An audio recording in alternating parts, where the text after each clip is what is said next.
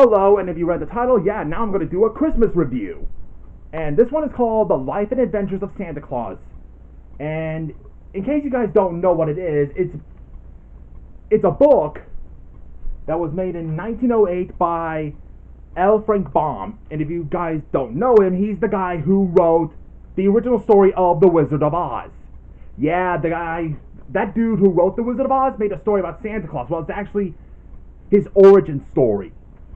So, the reason why Baum made a story about it is because Baum wanted to craft a detailed, enchanting backstory for Santa, detailing his abandonment as a baby in the forest of Burzee and his upbringing by magical beings. Yeah. Plus, in 1985, it was adapted by Rankin-Bass. Yeah, the same guys who did Rudolph the Red-Nosed Reindeer, Frosty the Snowman, the Santa Claus is Coming to Town, all that stuff. Who would have thought they would adapt another Santa origin, huh? After they made their own origin of Santa. Also, this was Rankin-Bass's final animagic stop-motion production, marking the end of an iconic era for their handcrafted holiday films, moving towards more traditional animation afterwards. Huh. So, I remember watching that in ABC Family, well, before it was Freeform. And also, I finally got a chance to get this collection. I've been watching a lot of their films. You know, just for the tradition in a way. And yeah, it has a lot of it in there. Some of you've seen, some of you have not seen. So, hold on, and yeah, here it is. The Life and Adventures of Santa Claus. Yes, they also made a Leprechaun's Christmas Gold. But yeah, we're just talking about The Life and Adventures of Santa Claus. So just like how I did with the Halloween tree, I'll tell you guys how the story goes. So it starts off with the opening. It opens with Santa Claus riding on his sleigh with flying reindeers while singing. But then it cuts to the forest. That's called the Forest of Burzee. And starts in an age ago. In what age ago? Then we get to see a character named Tingler. He's basically a sound imp. He kind of looks like an elf in a way, but you know, when I think of an elf, I think of, you know, a little devil, a small little devil equivalent to a gremlin in a way. Unless you've seen like Hell of a Boss or Hazbin Hotel, you probably get what the imps are. In a way. So, basically, the sound imp is basically someone that imitates certain languages, like English, French, Italian, Russian, German, Latin, all that stuff. Even Finch. Also intimidates, like, animal sounds like birds, dogs, cats, chickens, elephants, lions, all that stuff. So, yeah.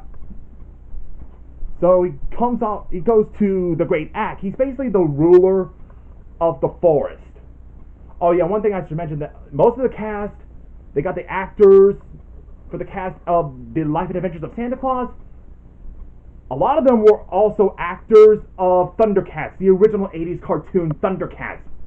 Yeah, who would have thought, huh? Guess you guys will be picturing each character playing each of the characters in that film, huh? So, yeah, Tingler lets the Great Act know that the Immortals are coming, and Great Act tells him to bring them to the council meeting at the table. And then this queen named Queen Zerline shows up. Yeah, as they were going to talk about a meeting of something. So each of the Immortals that shows up is called Queen of the Water Spirits, Lord of the Sleep Phase. Yeah, he made one of them sleepy after blowing that sleep spell on from that umbrella. Master of the Sound Imps, Commander of the Wind Demons, the Grand Duke of the Light Elves. Must be from Alfheim. Princess Flash and Twilight, Protector of the Nooks, and King of the Ryls. And then a whole bunch of other immortals. So they all gathered together because the Great Axe the great act tells them about Santa Claus, a mortal who has lived his life bringing joy to others and children, and suggested that he would live among the immortals. Like, one of them was like, immortal? Live on how did it go again? Oh yeah, like, immortal to live on forever? And then, yeah, a lot of them were chanting, like, they were confused, like, why? And then the commander of the wind demons just blows the wind just to get everyone's attention, to be quiet, and he's like, we came a long way to discuss this meeting. So, let us hear your reason, about... So, yeah, the Great Act explains that Santa needs to live on before the spirit of death would take him.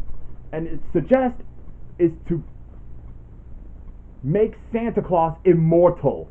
And they were like, but that would mean, yes, to bestow Santa the mantle of immortality.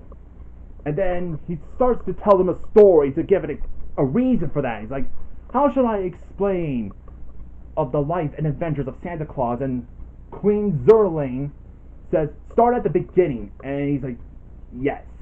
So the Great Act explains, and it starts in the flashback where he walks into the snow. That's all, the forest all covered in snow. Then he found an abandoned baby who would be known as Santa Claus, an abandoned babe, a little baby, and picks it up and gives it to a lioness named Shiegra, and tells her to watch over the baby while also giving it its milk, to protect it, because that dude has a soft spot for mortal babies and children. And then the Great Act goes to tell Queen Zerling and some of the wood nymphs. They're kind of similar to fairies in a way. They're just called wood nymphs.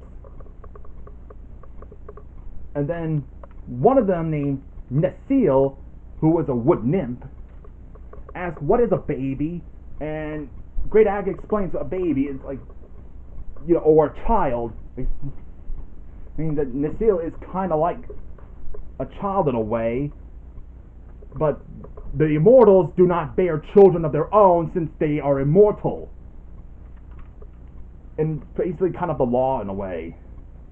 So after Necile hears about the whole children thing, she wonders if that's the reason she feels the emptiness inside when taking care of the plants and flowers and stuff. So she goes to, the lioness Shiegra to see the human baby, and she wanted to actually adopt the child. So she sneakily takes the baby away from Shiegra while she goes out somewhere where she was going.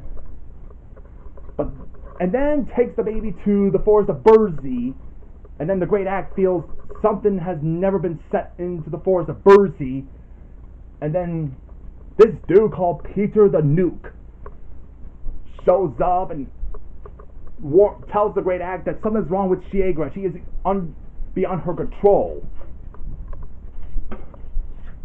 Yeah. Although the Great Act thought that all animals were in his control.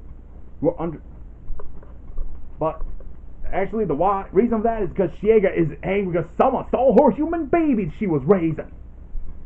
And then Necile shows up to the Great Act with the baby, and she asks for forgiveness because she wants to be a mother to the baby. And then Shiegra shows up, still roaring and growling, but the Great Act calms Shiegra down. It's like, yes, I know what I've told you.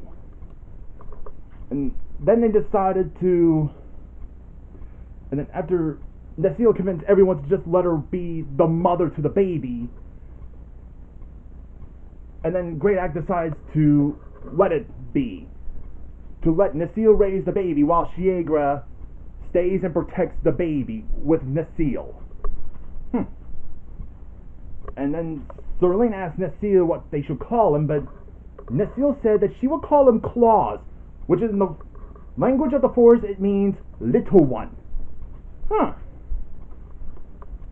Means little Claus. Well, he won't be little for long. And Peter Nook said that it's freezing in the forest, so good luck, kiddo. Well, they didn't say kiddo, just said good luck, Claus. That's what he says. So it shows baby Claus living a good life, being raised by Necile, and also being taken care of by the other immortals. And then playing with some other animals, like a jaguar and an elephant.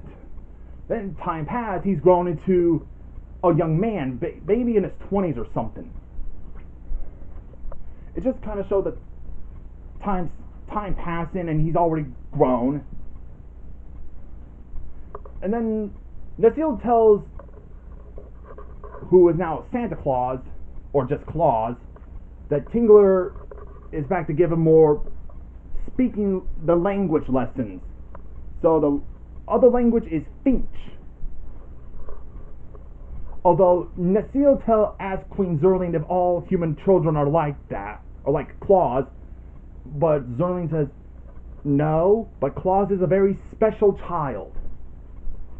So, and then the Great Act decides to take Claus, now that he's decided to that he's a man, although he tells Claus, Claus wants to know what is a man, and Great Act says, it is when a boy who grows, it is no longer a boy. And that is what he is now, a man. That he would take him to see what the mortal world is like. And so he tells him, now go and say your goodbyes to Necile and her sisters. And so he does so, and she then asks Claus to call her, that there's a language that humans use to call someone who raised them, the females, known as mothers. He's like, what's a mother? And she explains that a mother is someone who raises the child, who goes from a boy to a man. And Claus asks Necile, are you my mother? Actually, that title reminds me of, that word kind of reminds me from the book about that, with the baby bird in a way. I don't remember. But Necile said she would very much like to be called that, just this once. And he said, okay, goodbye, mother, and they hug. And then Claus goes back to the Great Ag, and then he takes them up to the air and travel around the world to see what the mortal world was like. And so they went to this farm where the farmers are harvesting enough turnips they were being pushed around by this squire. He's like, just one cart? You people will be hearing this from the Lord of the Mountain. And yeah, after Claus has seen how he's abusing those farmers, he just didn't like that. Although, I should probably stop right here. I'll do a part 2 review on this one, so see ya.